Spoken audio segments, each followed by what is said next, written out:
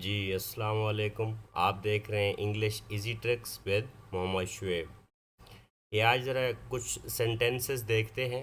तो ये सेंटेंसेस के बारे में याद रखा करें कि ये हम फॉर्मल इंग्लिश की बात कर रहे होते हैं जब हम रूल्स एंड रेगुलेशंस की बात करते हैं। अब सेंटेंस देखें, cattle is eating the grass.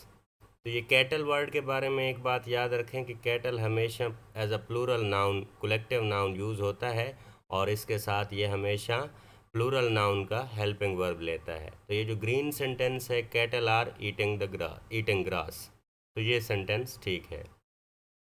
अब ये नीचे नोट देखें, कैटल्स, इसके साथ एस भी नहीं लगाना पड़ता, ये इसी तरह ही ठीक है। इसके साथ एस भी लगा हो तो वो भी गलत होता है। She took tea with her family members. She took tea with the members of her family.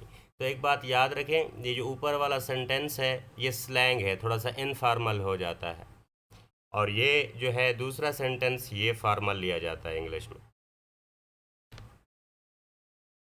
Kettles are eating grass, ये हम पहले डिस्कस कर चुके हैं, ठीक है, कि कैटल्स इसके साथ एस नहीं लगता, ये ऐसे ही ठीक है, cattle. So cattle are eating grass. 10 miles are a long distance. तो एक बात याद रखें, 10 माइल्स आ जाए, 50 माइल्स आ जाए, ये एज अ यूनिट लिए जाते हैं। क्या लिए जाते हैं?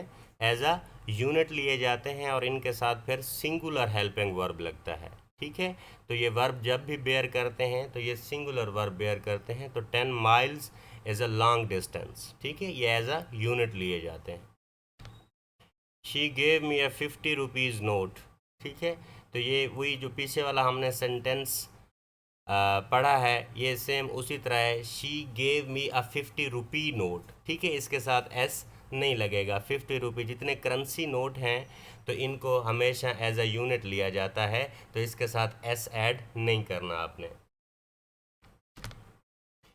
हर हेयर्स आर करली। तो ये जो हेयर हैं, कभी भी कॉमन सेंस अपील करता है कि एक बाल की हम बात नहीं करते। बहुत सारी चीज़ें आपको ऐसी फील होती होंगी फॉर्मल इंग्लिश में कि जैसे हम गलत पढ़ रहे हैं, लेकिन फॉर्मल इंग्लिश में अपने रूल्स एंड रेगुलेशंस को फॉलो करना होता है। तो ये जो नीचे ग्रीन सेंटेंस लिखा हुआ है, हर हेयर इज़ करली, ये वाला ठीक है। तो हेयर को वो एज अ कलेक्टिव नाउन लेते हैं और इसके साथ सिंगुलर हेल्पिंग वर्ब लगता है। Politics are game, politics is a game. अब ये पॉलिटिक्स को आपने समझना है कि पॉलिटिक्स दोनों नज़रियात के लिए यूज़ हो सकता है। एक तो पॉलिटिक्स जो एज अ कैरियर होता है उसके लिए जब भी यूज़ होगा तो इसके साथ एस ऐड होगा, politics is a game, politics is a game. अब दूसरे सेंटेंस को देखें, हिज पॉलिटिक इज़ फेमस। तो इसके साथ जब भी लगेगा तो इसके साथ आर लगेगा, इज़ नहीं लगेगा। जब ये किसी के पॉलिटिक, जब किसी के व्यूज़ के बारे में बात की जाए, किसी की ओपिनियंस के बारे में, व्यूज़ के बारे में कि वो कितना इंसान शार्प है, तो उसके लिए क्या यूज़ करते हैं, तब ये plural, as a plural use होता है, his politics are famous. Two sheeps are eating grass. तो ये बात याद रखें, जो जो नीचे वर्ड लिखे गए हैं, सो ये सेंटेंस ग्रीन वाला ठीक है, two sheep are eating grass.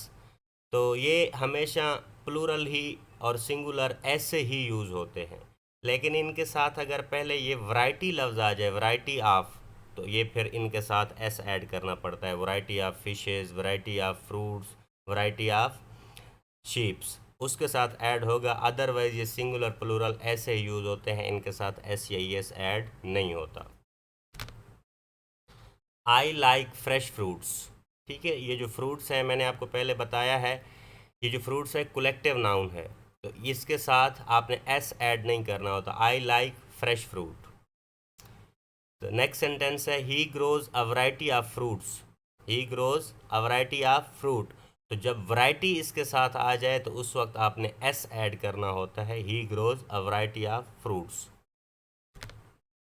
I bought 2 dozens eggs. तो ये डज़न है, जो ये 12 के लिए यूज़ होता है, 12 चीज़ों को हम डज़न कहते हैं। तो ये जो इसका फार्मल एक्सप्रेशन है, ही बॉट 2 डज़न एग, क्योंकि ये एक यूनिट को शो करता है। और जब हम डज़न्स कहते हैं, ये उस वक्त हम कहते हैं जब हमें तादाद मालूम ना हो, ठीक है। मैनी या न्यूमरस, जब चीज़ की हमें तादाद मालूम ना हो तो फिर हम ये कह सकते हैं डजन्स या न्यूमरस। अदरवाइज़ अगर फॉर्मल बात आगे बताई गई है तो उसके साथ डज़न लगना है, फिर डज़न के साथ एस ऐड नहीं करना।